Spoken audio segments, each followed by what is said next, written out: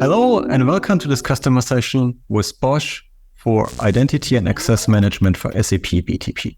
My name is Michael Friedrich. I'm Chief Product Owner for BTP Security. And I'm happy to have with me Uwe Klein from Bosch. Uwe will give us an overview about how Bosch uses SAP Cloud Identity Services to manage the BTP and SAP landscape in a secure and compliant way. Hello, Uwe. Yeah, hello, Michael. My name is Uwe Klein. I'm SAP Security Architect at Bosch and also Security Requirements Manager. And in this role, I'm responsible for the SAP BTP security topics like Identity and Access Management, Security and Event Monitoring, and also Compliance Monitoring. Also from my side, welcome to our session Identity Access Manager for SAP BTP at Bosch. Maybe first I give you a short introduction who is Bosch and what we do. The Bosch Group is a multinational engineering and technology company. Our core operating areas or the business sectors are mobility solutions, including hardware and software, industry and technology, including drive and control, energy and building technology, and also consumer goods with household appliances and power tools. By the way, we are the largest automotive supplier in the world. 2022, we had about 88 billion euro sales revenue with about 500,000 associates, and we have subsidiaries in more than 60 countries. To support all the required business processes, we use SAP software. So what was the reason why we have to make this journey to the cloud? Bosch implements SAP S/4HANA as a core element of their digital transformation. And to keep the core clean, all the gaps in the existing SAP solutions are developed as side-by-side extension on SAP BTP. Also, many SAP LOB solutions are implemented on SAP BTP, like SAP S/4HANA Cloud. We have to ensure that we operate all these systems in a secure and compliant way, independently if it is a PaaS or a SaaS solution. The accounts and their identities and authorizations have to be managed efficiently and securely and have to fulfill all compliance regulations. So all these capabilities are provided by SAP Cloud Identity Services. They consist of two main components. One is the identity provisioning and one is the identity authentication service.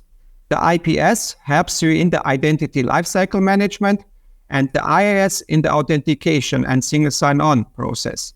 The Bosch IDM is our central place to maintain the workflows, the approvals and the access risks for all user IDs and the corresponding roles for applications, for SAP and also for non-SAP applications. After submitting and approval of such a request in Bosch IDM, the user ID and his authorizations and roles are created in the IIS via a scheme interface, specifically in the identity directory, which is the central user store for IIS and IPS.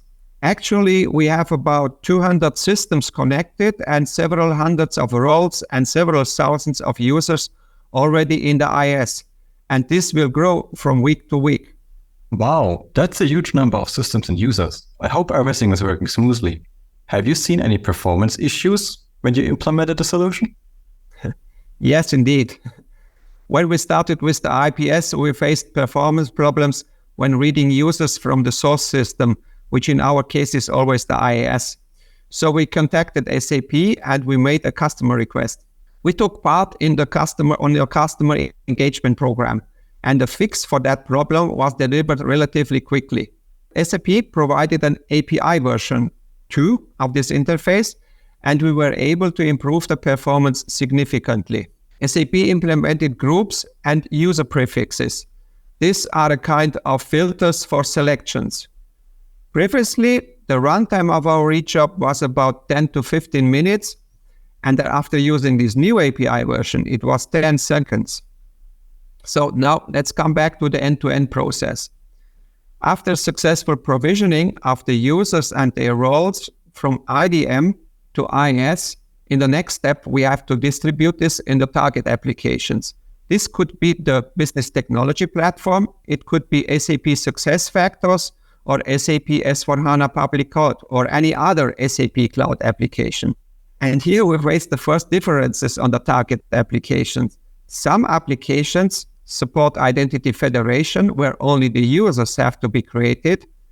The authorizations itself are provisioned during runtime in the SAML assertion. And other applications require a user ID and the role assignments. So the provisioning scripts are very different. If you use the identity federation, we generally recommend use identity federation via IIS groups and not via Microsoft Azure AD groups because the SAML assertion will become too big. Actually, the BTP business users use identity federation, but for the platform or cockpit users, this is not yet supported. Michael, what is SAP's recommendation about federation and provisioning, and do you have any further plans? Good question. First of all, both are valid options. We recommend identity federation for the simple scenarios, if there are not many role assignments. As you said, the SAML assertion grows with the number of roles and groups a user has. Also, the mapping is getting more complicated if you have many groups. And finally, from a compliance perspective, it's more complicated to handle and review. So, this is a good solution for the easy setup. And just to comment, we recently released also the functionality for the platform users. So you can now also use federation for platform users. In general, we recommend identity provisioning to have full control and specifically for the larger applications. With that, you really can define user and their role assignment and provision it to the systems. So you plan to make the provision also possible for org and space memberships, correct? Exactly. We are currently working with the Cloud Foundry organization to add those capabilities and have it on the roadmap for next year. In general, we are working to make all user and role assignments capabilities of BTP available via SCIM and identity provisioning service. Oh, that's good news, because at the moment this requires manual tasks after provisioning of the cockpit users. Okay, as a next step, then you have to decide how and where to do the authentication. In this landscape, you have several options, and we decided to use the Bosch Active Directory for that. The application itself delegates the authentication to the IIS, and the IIS forwards the request to the corporate identity provider, which in our case is the Bosch Azure AD. This is so-called proxy mode, and it supports both protocols, SAML and OpenID Connect. Actually, we have both running, but we're just evaluating if we should use only OpenID in the future. Here indeed, we expect from SAP a recommendation or a statement if there are some restrictions. So, Michael, what is your recommendation here? Yeah, and as you said, we support both SAML and OpenID Connect, and you can use both of them. Depending on your scenario, for the newer systems, we can recommend OpenID Connect. In fact, if you connect new BTP accounts and establish trust to identity authentication, this will be automatically created based on OpenID Connect. And we have the possibility to move existing BTP accounts from SAML to OpenID Connect. But there is no immediate need. If the current functionality is working as is, then you can use both of them, and identity authentication takes care to bridge between SAML and OpenID Connect. And you can connect identity authentication with both protocols to your corporate IDP. As guidance, I would say that step-by-step move to OpenID Connect, as this is the newer protocol and allows easier principal propagation capabilities between the applications. So the main reason why we decided to take the Bosch Active Directory was because when we authenticate on this stack, we can automatically make reuse of all our configured security policies. For example, one policy checks if it is a Bosch managed device, or another policy checks if the request came from a Bosch IP address. So that means it checks if it is an internal or an external call. And if it is from an external IP, it will ask for a second factor authentication. So we have here strong authentication. Finally, now the user is logged on and he can work with the application. Thanks, Uwe. Great overview how this process works end-to-end for you and how you use SAP Cloud Identity Services to get a compliant user and access management. Besides what you have mentioned already, do you have any other best practices or recommendations for everyone out here? An important topic is the unique ID in the provisioning scripts.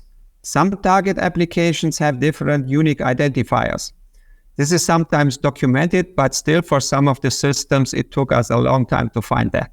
As an example, in the BTP environment, the business user is created with a unique ID identifier, which could be either username or login name. And for the cockpit user, it has to be email. Good point. By the way, are you aware of the global user ID that we recently introduced? So we understood the issue, and the idea with the global user ID is to have one ID that is shared between all SAP applications. We use that, for example, for SAP Task Center to collect all tasks for a specific user. The global user ID can be either created by SAP Cloud Identity Services and distributed to all the systems, or you can also import your own user ID. So if you as a customer have an already defined ID for your employees, you can use those to also bring that to all the SAP systems. Uwe, have you looked into that already? Yes, indeed. We started this discussion internally with different departments like HR and the IDM guys. But the question is still how and who should be responsible for generating this global user ID. But actually, we still have no decision which ID should finally be used as the global user ID. But maybe another topic regarding IPS I want to share is the SAP S/4HANA Cloud environment. When we started provisioning, we detected that IPS job fails. So the reason was because there was a missing worker ID in the SAP S/4HANA Cloud. The business partner concept was changed. So before you can create a business user, a worker ID has to be there, which is then mapped to this business user. So Michael, are there any plans to change something in the IPS provisioning so that IPS can provision SAP S/4HANA Cloud user before the worker ID is created? Exactly. So first, as background, for SAP S/4HANA, you need both a user and a business partner that contains information like org assignment or business address. And as you said, for now, you first need to create a business partner before you can create a user. Otherwise, you will get an error in identity provisioning service. The good news is we're working with the SAP S/4HANA team, and they will provide the possibility that the order doesn't matter anymore, which means you can also create a user first. Once that is available, the order doesn't matter, and you can directly provision the users via IPS. And once the business partner information is available again, the system will work. The good news is, once this is done, there are no unnecessary errors in the error log anymore.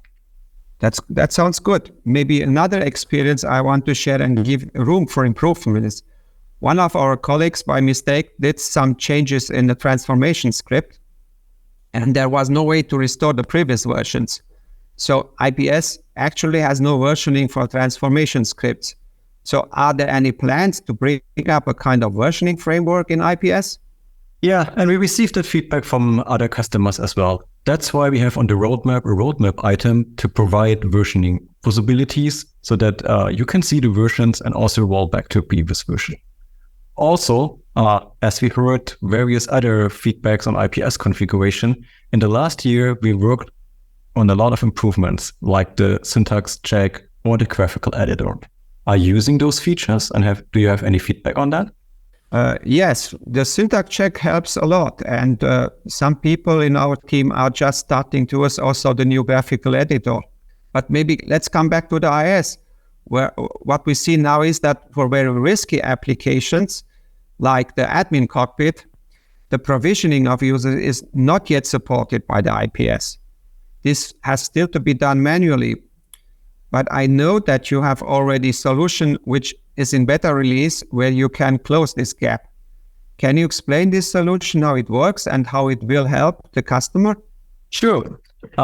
It's a new feature that we call delegated administration, which is currently being rolled out and will be GA rather soon. It adds the possibility that for administrators, you can have fine-grained role assignments and definitions what users can do. This is based on the new component authorization management service, which is part of SAP Cloud Identity Services as well. And with that, you can define policies on what administrators can do. So you can limit which users they can manage, for example, based on an org or location. And you can also limit what they can do. For example, only reset passwords or limit the change to specific attributes. Those AMS policies, they show up as groups in the identity directory. And as such, you can use the existing SCIM API to manage the user group, means AMS policy assignments. With that, you can use the SCIM API to also manage those users in a compliance way. As a comment, this is currently limited to user management capabilities, but we are also working to extend that to all other admin capabilities of the SAP Cloud Identity Services. Oh, that's good. I can agree. We take part in this beta program and the solution is very promising. Now we can also plan in the future to integrate the admin user in our normal IDM process. Thanks, Uwe. That was a great overview how Bosch uses our services to manage users in a secure and compliant way. And it was great to see all the feedback and recommendations that you have.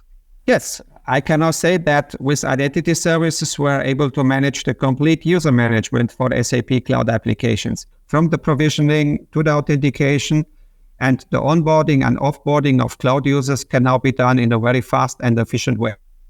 Great to hear that it's working smoothly now. As we are at the end of the session, first of all, thanks Uwe for the great collaboration and specifically for joining the sessions and showing our customers how you manage users in a secure and compliant way and sharing all your best practices with us. I think this is very helpful for all of our customers. Thank you. You're welcome.